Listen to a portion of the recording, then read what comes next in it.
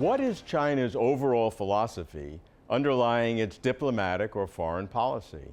How has China's foreign policy developed, changed since the founding of the People's Republic in 1949 to the present day? Many say that China's foreign policy under President Xi Jinping's leadership is more proactive. Some say more muscular. How does China's diplomatic philosophy differ from that of other great powers, the US, Russia, Europe? What are the more difficult or sensitive areas of China's foreign policy? What are current applications of China's diplomatic philosophy? One Belt, One Road, ASEAN countries, South China Sea, Japan, Russia, Middle East conflicts, African development. Appreciating China's diplomatic philosophy gets us closer to China. I think it's a remarkable story if we look back over the last 6 or 5 years since the founding of the People's Republic at the transformation of China's engagement with the world. It's gone through ups and downs and different perturbations, and now it's come out. The U.S. came out of World War II as the superpower of the world in a bipolar world with the old Soviet Union, and then that collapsed in the late 80s. But China's diplomatic role throughout this period is really a fascinating study. Just walk me through this history and as you feel it as a Chinese diplomat. Briefly, China's history of diplomacy dovetails with the history of international relations. You have just outlined some of the major periods or major segments of world affairs. When the new China was founded in 1949, we were isolated. China was isolated and was blockaded against, embargoed against. So we have only one friend or only friends in the socialist camp. Interestingly, we are not part of the socialist family. There is a distinction between a socialist family and a socialist camp. Probably we are on the margin of the socialist camp because China is too much independent. But anyway, there's no choice. We call one-line diplomacy. There's a line, you go with them because nobody wants to go with you. Okay, so you go with them. And then we go into the Cold War. The world was divided into two superpowers vying for rivalry, possibly military confrontations, and China has its internal problems, etc., etc. And China wasn't always aligned with the old Soviet Union. There was a break there significantly in the late 50s. Not always. Tapering off in the 60s and then 70s. Tapering off. China has pursued more or less an independent foreign policy. Really independent foreign policy. And then came the opening up and reform opening up in late 70s. But of course, that was preceded by Nixon and Kissinger's secret visit to China in 72. Formal relationship in 79. So you can see with opening up and reform policy being introduced in the late 70s, China's foreign policy became global, more proactive. It goes with globalization. I would say riding on the waves of globalization. As China's economic relationship has grown with other countries, its diplomacy expanded extensively. Most evidently in the area of multilateral diplomacy. China has joined as many international organizations or rejoined as possible, has become member of over 300 international organizations and become part of the system. So our leaders have often emphasized China is a participant, an active participant and contributor to the existing global system, meaning global governance system. China is not a revolutionary who wants to overthrow the system, because we have benefited obviously a lot from the system. In the early days of the People's Republic, it was a different story. Then we were shut out. I mean, we have no choice. But there was a revolutionary attitude at the time that maybe gave reason why China was shut out. That's the two sides of one coin. Yeah, two sides of one coin. Right, right. Even if China wanted to join, there was no opportunity. China would deny the opportunity. Then even in the UN, Taiwan has the seat. Right? So not until 1972, China regained its lawful seat on the United Nations.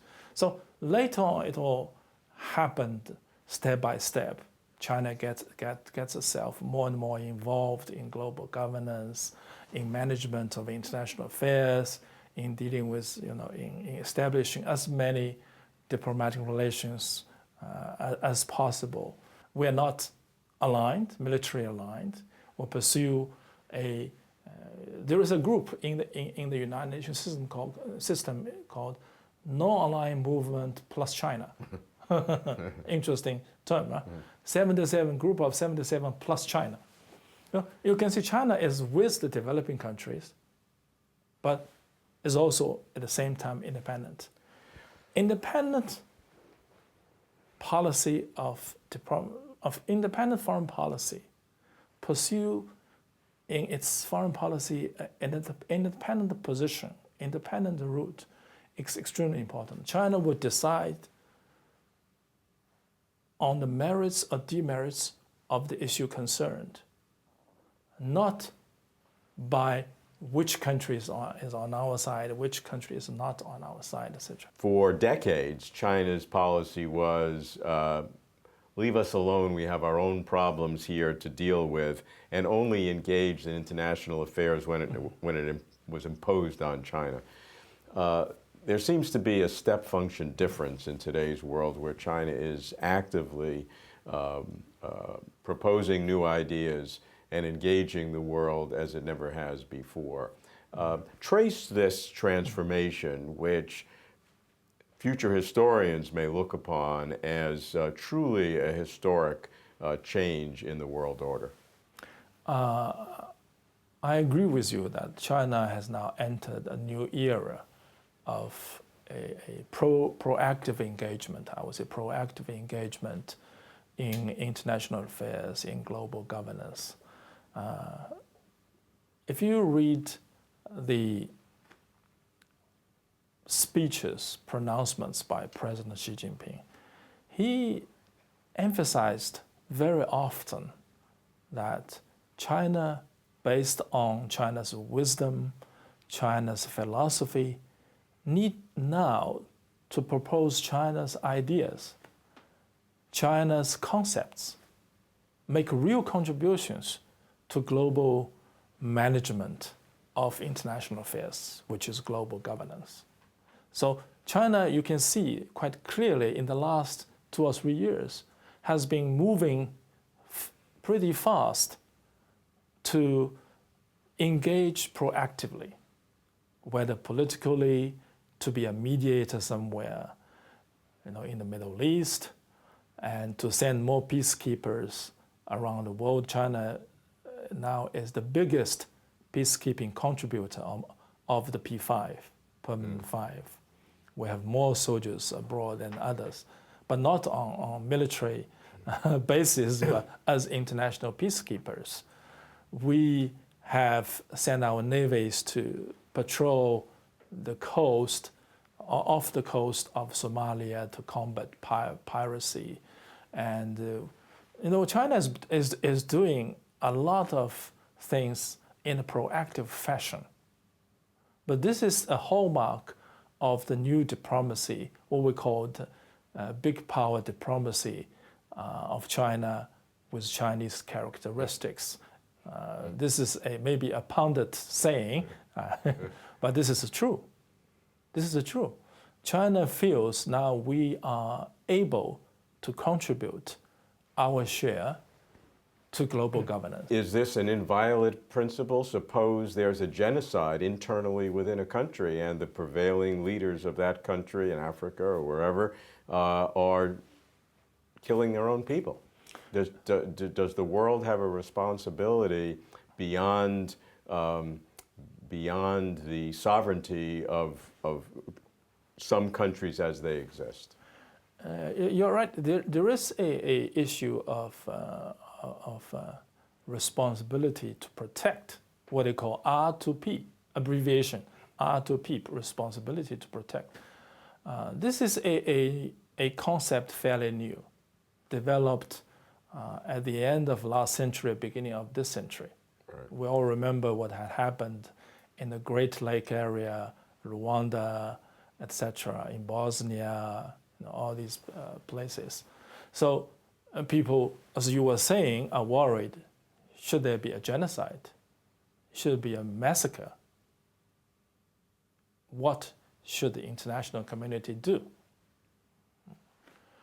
I believe sovereignty, the principle of sovereignty, need to be respected. The Security Council is the sole body that should decide whether the international community should intervene forcefully or not. We need consent of the countries concerned. We also need the agreement of the Security Council. If the Security Council as a whole decides that the situation was so serious that the Security Council, the international community has to respond with or without the consent, it's up to the Security Council.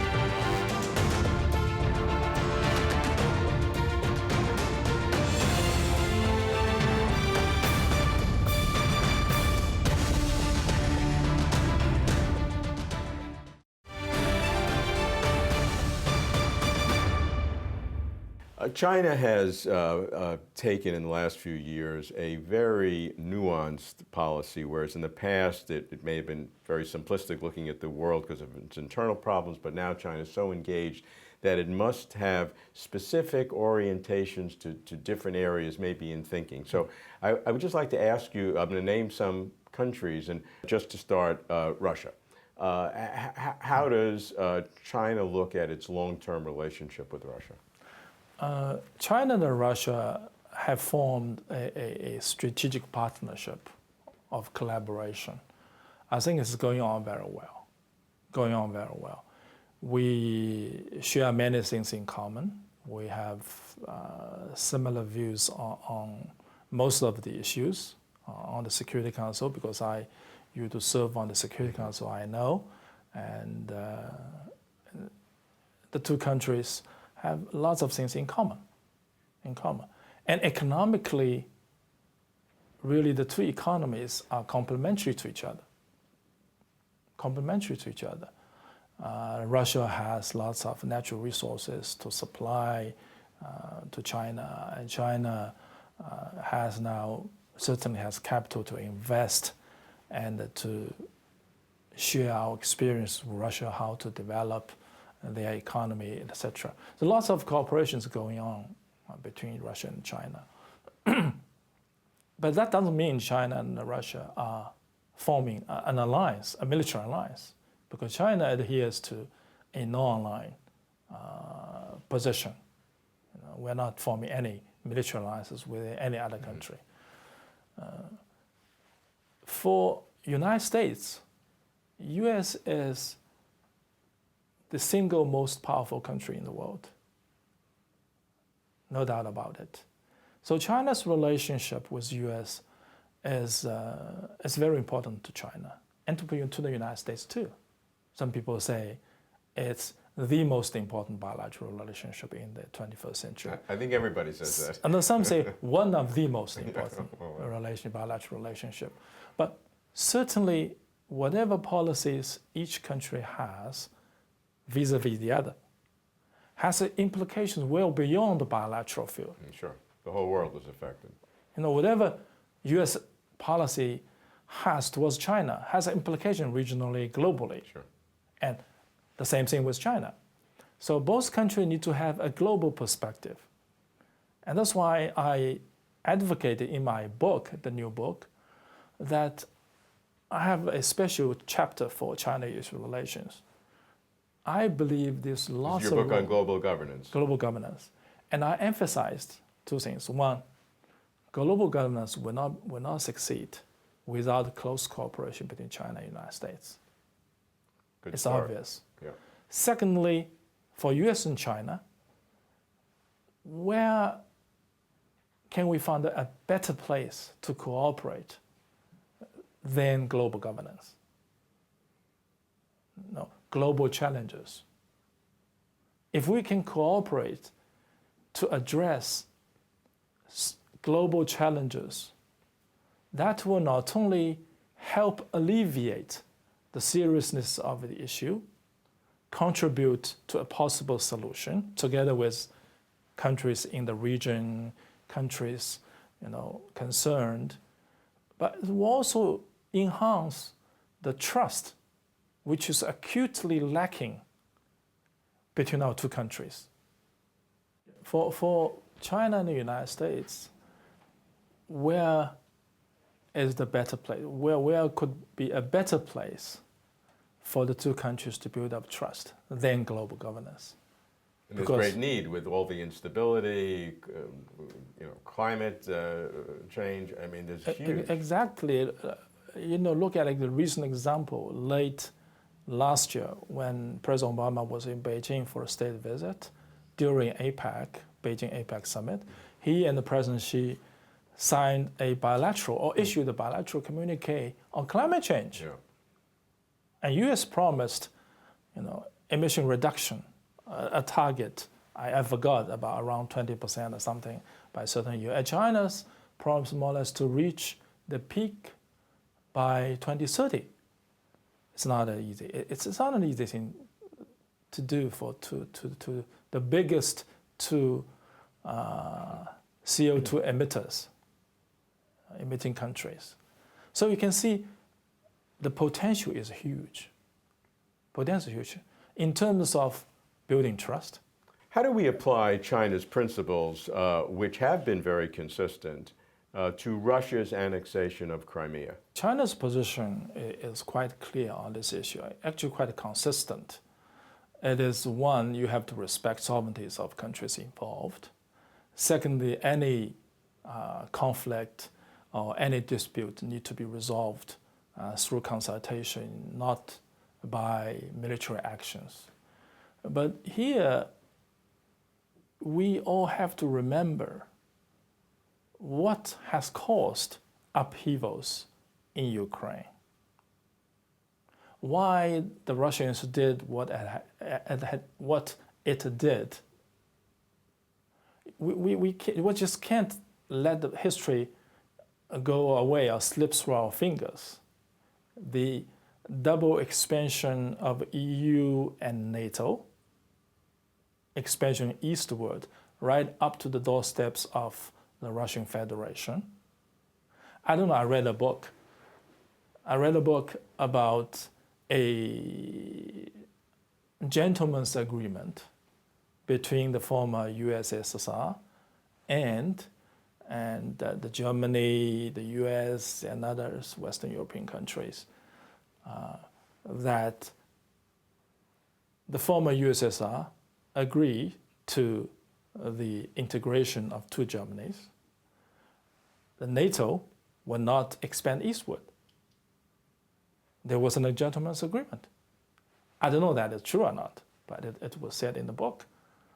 Certainly, history, as we have seen clearly that NATO has never stopped its expansion. And the issue or the possible the conflict was certainly associated with a imminent discussion or the ongoing discussion and the imminent admission of Ukraine into European Union or NATO.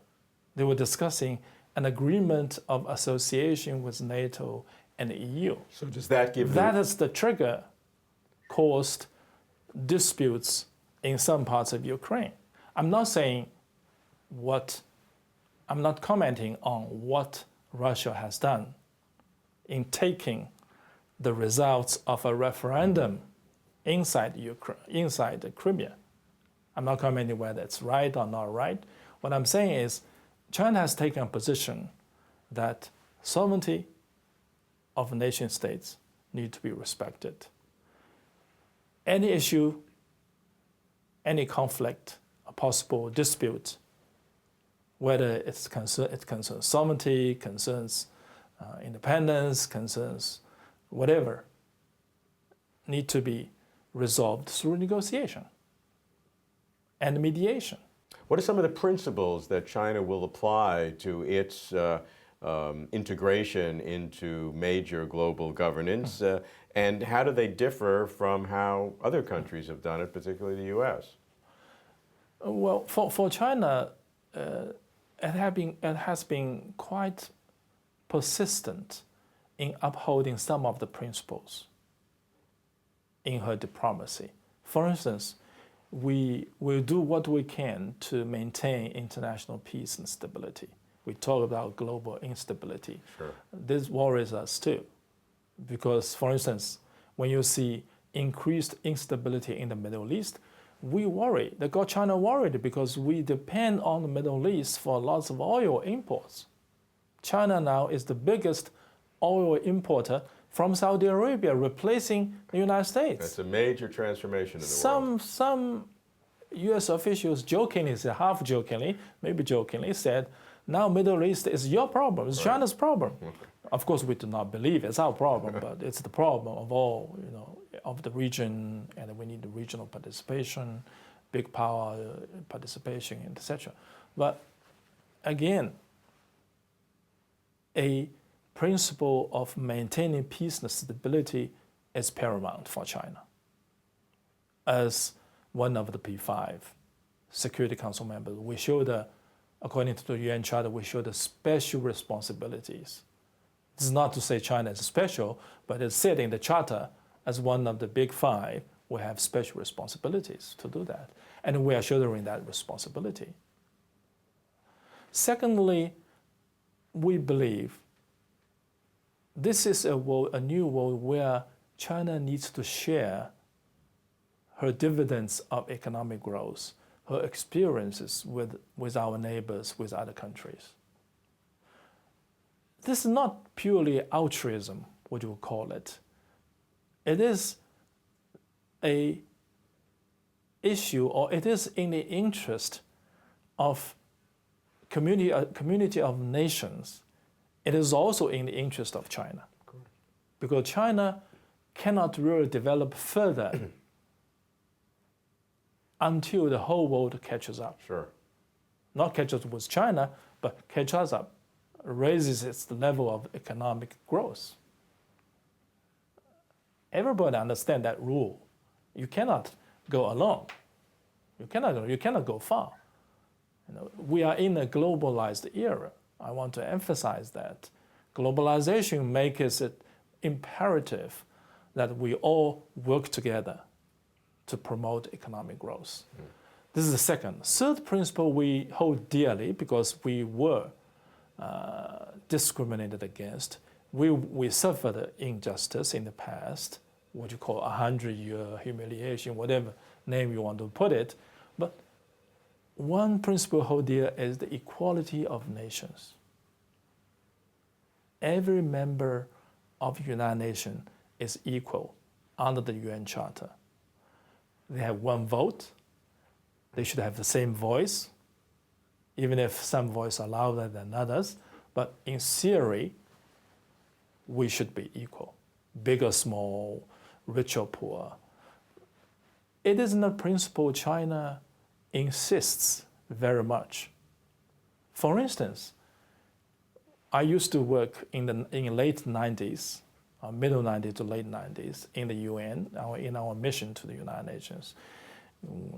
Because China is a permanent member of the Security Council, we work day and night in the Security Council consultations to discuss difficult issues. One issue often comes up in the discussion of the Security Council is whether the Security Council should decide on something, especially dispatching some military force to address a conflict or to prevent a conflict with or without the consent of the countries concerned. China always, without exception, insists or has insisted that we need to have the consent of the country involved, unless there is a total breakdown, unless there is no government.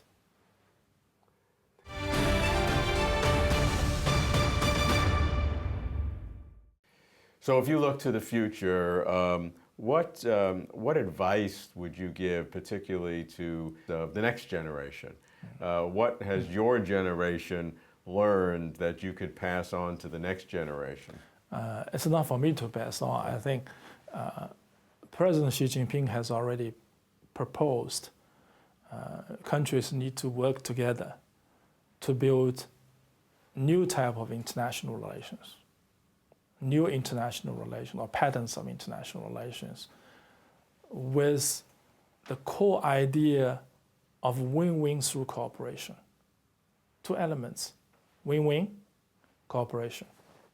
The root is through cooperation. The result will be win-win, because if you're going to have a situation where you are going to win, somebody else is going to lose, nobody will going to help you. Nobody will like a situation where somebody is going to lose. It has to be win-win. Maybe this time you win a little less than others. Next time you win a little more than others. But overall, it has to be a win-win. The root is cooperation. Cooperation politically, economically, in terms of security, framework, cyberspace, etc. You cannot shut your doors anymore. You cannot say, I'm doing it alone. I don't care what happens outside my world, because it's impacting you every day. And your action is impacting others every day. So this is really a world of interdependence. And my advice doesn't count, but I think what we need to do is follow this, the guidance laid down by our leadership. The fundamental principles of China's foreign policy are clear. Peace, stability, cooperation, sovereignty is inviolate, no hegemony, non-alignment, non-proliferation, no military alliances, all countries respected, multipolar world, importance of multinational organizations, primacy of the UN Security Council. But the world is a volatile and messy place, and maintaining such principles is challenging. What about border and sovereignty disputes, such as in the South China Sea, trade and currency issues, cybersecurity? Which are multinational and which bilateral?